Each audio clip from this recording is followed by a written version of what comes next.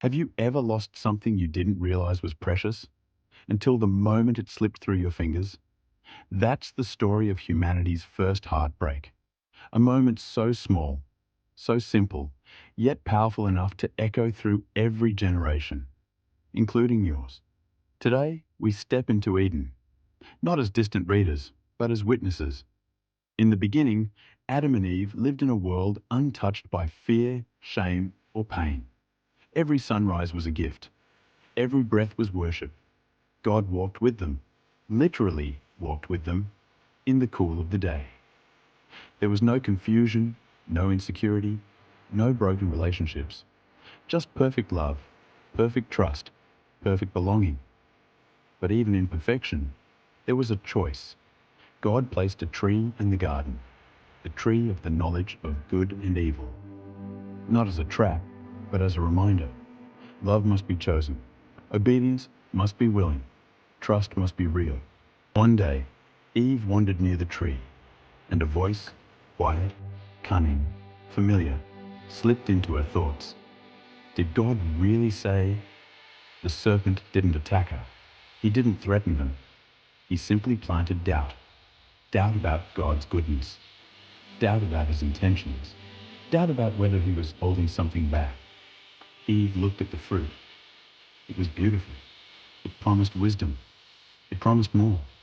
And Adam, standing beside her, watched. She reached. He followed. And in one bite, innocence shattered. Suddenly, their eyes opened.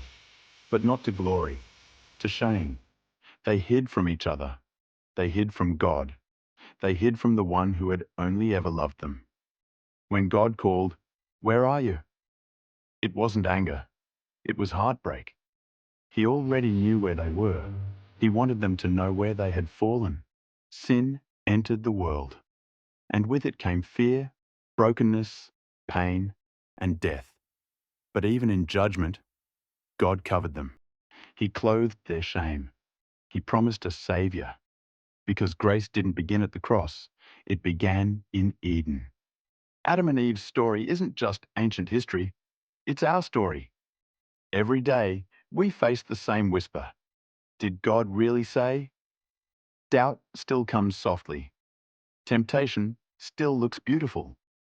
Sin still promises more than it can deliver. But the truth remains. Every sin begins with a small compromise. Every fall begins with a quiet question. Every restoration begins with returning to God. The lesson is simple and powerful. Choose trust over temptation. Choose obedience over curiosity. Choose God's voice over every other whisper. And when you fall, because we all do, remember Eden's grace. God still calls, "Where are you?" Not to condemn you, but to restore you. In your daily life, when doubt whispers, choose God's truth. When temptation looks beautiful, choose God's boundaries. When shame tries to hide you, choose God's presence. Eden teaches us that sin breaks, but God rebuilds.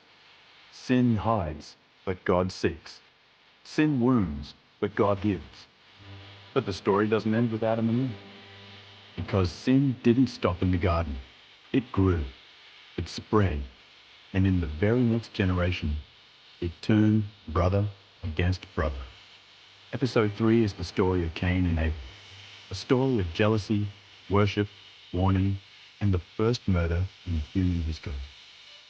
If Eden shows us how sin begins, Cain and Abel show us how far it can go.